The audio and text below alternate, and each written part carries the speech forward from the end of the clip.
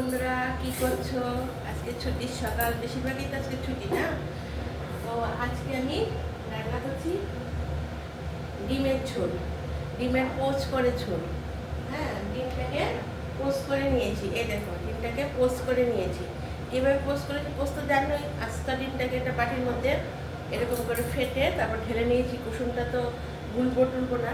তারপর আলতো করে অল্প করে তেল দিয়ে, তেলটা যখন গরম হয়েছে ডিমটা ছেড়ে দিয়েছি। তারপরে এপুট এপুট করে এরকম পোচ করে নিয়েছি। প্রত্যেকটা ডিম একটা করে পোচ করে নিয়েছি।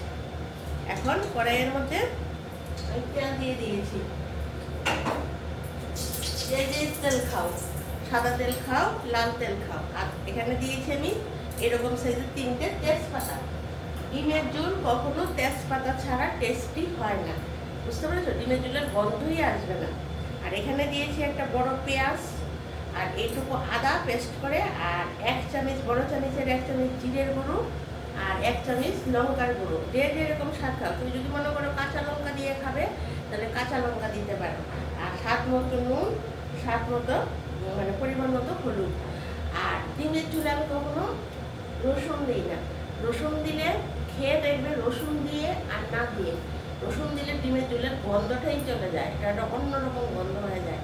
ডিমের ঝোলে শুধু তেজপাতা দেবো, আর পেঁয়াজ বাটা, আদা বাটা, আর জিরে 1 চামচ, বড় চামচের একদম তেজপাতাটা।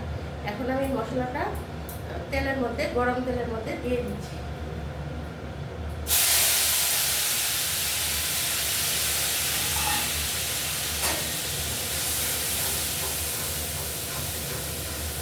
এখন ভালো করে কষিয়ে দেবো।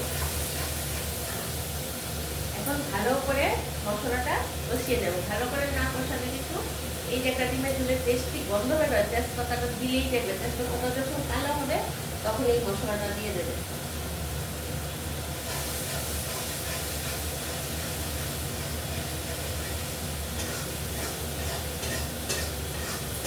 তোমরা ডিমের ঝোল অমলেট করে করো, বা সেদ্ধ করে করো, বা পোচ করে করো, এইভাবেই মশলাটা দেবে, দেখবে ডিমের ঝোল টেস্টি হবে।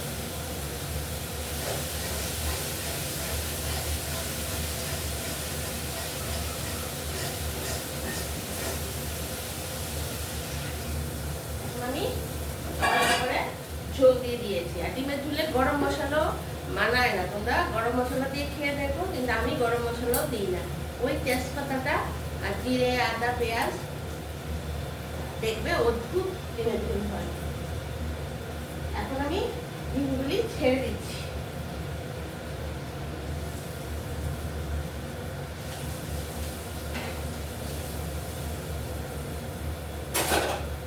একটু ফুটে উঠুক, তার মধ্যে আমি তোমাদের সাথে একটু কথা বলে নিই।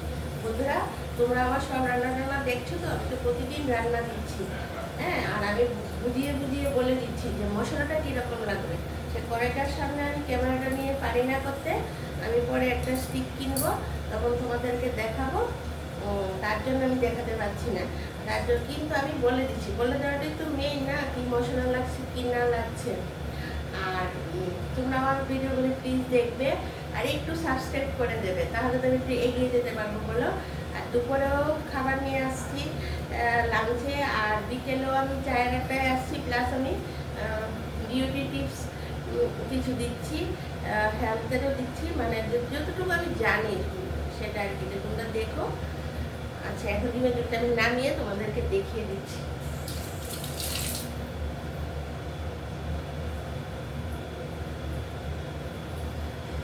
প্লেটে করে দেখালে ঝোলটা ভালো করে দেখতে পারবে।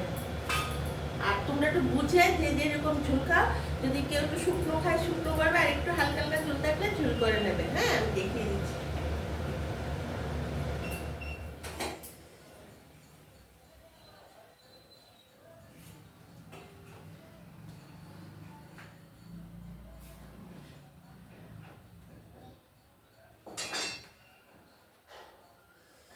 এই দেখো বন্ধুরা, আমার ডিমের পোচ করা ঝোল হয়ে গেছে। তোমাদের পছন্দ হয়েছে? তোমরা করে খেয়ে দেখবে, খুব গরম গরম ভাতের সঙ্গে খুব টেস্টি লাগবে।